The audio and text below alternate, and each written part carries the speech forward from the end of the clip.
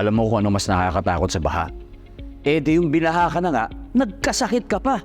Kaya tandaan ang 3 tips na ito para iwas sakit kapag may pagbaha.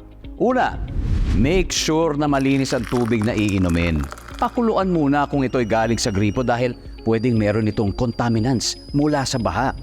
Pangalawa, lutuing mabuti ang mga gulay, karne, isda at iba pang pagkain. Iwasan muna ang pagkain ng mga hilaw katulad ng prutas at gulay na hinuhugasan lamang sa gripo. At pangatlo, huwag lumangoy sa baha. Pwedeng makapulot dito ng kung ano-anong sakit katulad ng leptospirosis at diarrhea.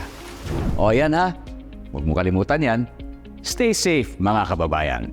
Dahil #panatag ang may alam.